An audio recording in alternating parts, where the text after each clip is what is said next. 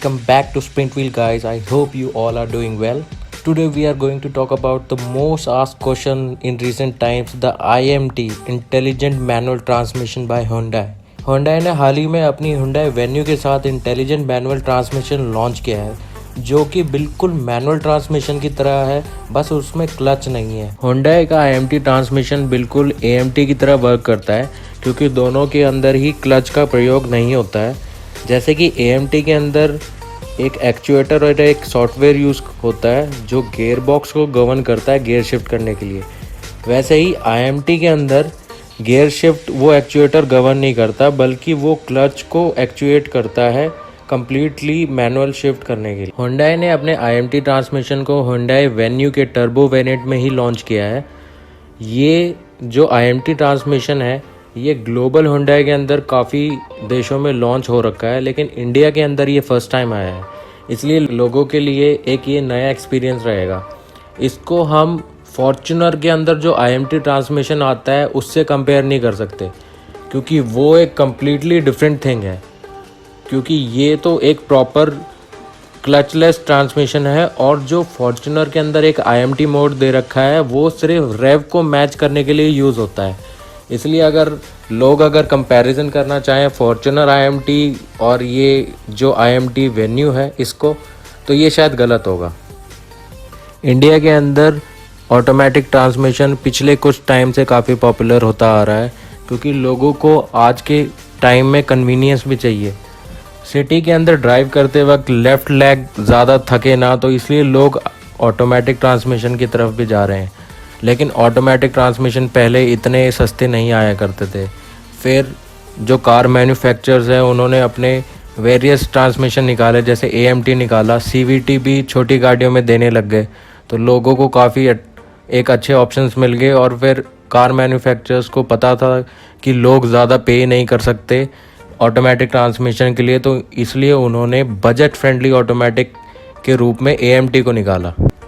AMT transmission जो कि है अपना ऑटोमेटेड मैनुअल ट्रांसमिशन, ये सस्ती गाड़ियों के लिए सबसे बेस्ट ट्रांसमिशन ऑप्शन है और कार मैन्युफैक्चरर्स ने इसी को ध्यान रखते हुए इस ट्रांसमिशन को लॉन्च किया था। मारुति की गाड़ियों में ये ट्रांसमिशन ऑप्शन लगभग सभी छोटी गाड़ियों में ऑफ़र किया जा रहा है क्योंकि ये कन्वीनियंस के साथ साथ एक बजट फ्रेंडली प्राइस टैग भी देता है कस्टमर्स को। तो इसी को ध्यान में रखते हुए आज हम सारे ऑटोमेटिक ट्रांसमिशन की बात करेंगे जो कि global world as well as in India use होते हैं। तो इसमें जो सबसे पहला नाम है वो है AMT ऑटोमेटेड मैनुअल ट्रांसमिशन। इसकी जो खामियां है उसकी बात की जाए तो इस ऑटोमेटिक ट्रांसमिशन के अंदर जर्कीनेस बहुत ज़्यादा महसूस होगी आपको, क्योंकि ये सबसे चीपेस्ट ऑटोमेटिक ट्रांसमिशन है, तो इसके अंदर जर्क तो आपको काफ़ी ज़्यादा महसूस होने वाला है। हाँ, इसके प्लस पॉइंट्स की तरफ जाएं तो ये सबसे सस्ता ऑटोमेटिक पड़ता है आपको। मैनुअल के ऊपर आपको ज़्यादा खर्चा नहीं करना पड़ेगा। सबसे ज़्यादा फ्यूल एफिशिएंट है, बिल्कुल मैनुअल जितना ही तेल पिएगा उतनी ही एवरेज निकालता है गाड़ी की।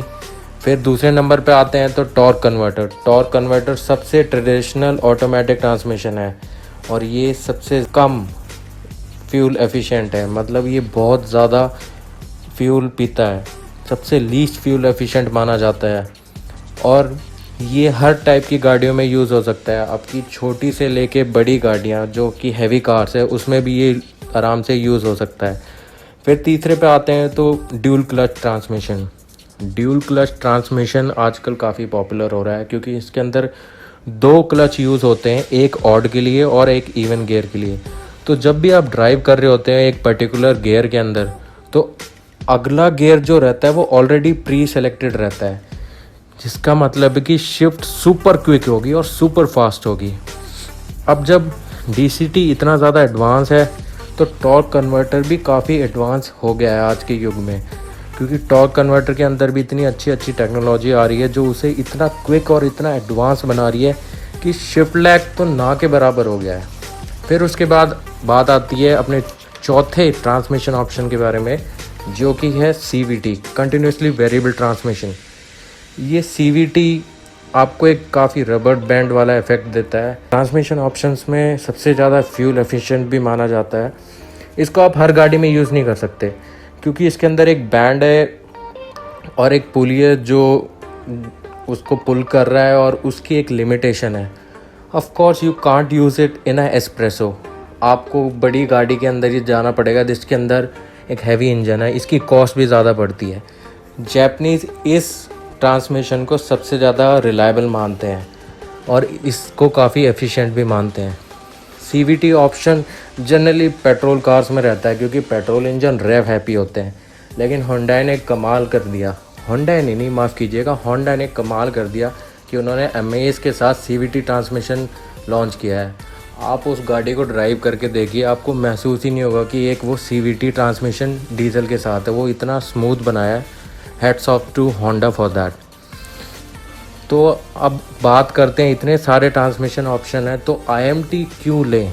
IMT की आप प्लस पॉइंट देखें तो जैसे कि अगर आपका एक मैनुअल ट्रांसमिशन है तो आपको बड़ी आसानी होती है एक हायर गियर से लोअर गियर में आने के लिए।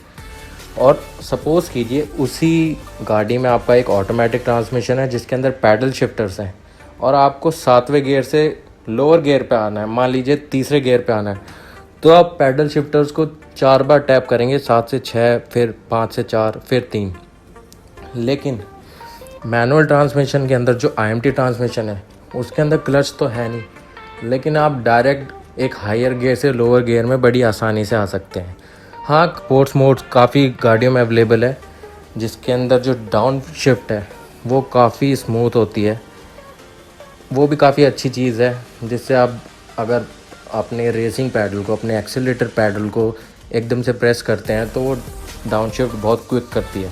IMT ट्रांसमिशन की पता है सबसे अच्छी बात क्या है कि आपको रेव आप बिल्कुल होल्ड कर सकते हैं एक मैनुअल ट्रांसमिशन के अंदर, और आपको अपना लेफ़्ट पैर भी इतना ज़्यादा दुखाना नहीं पड़ेगा।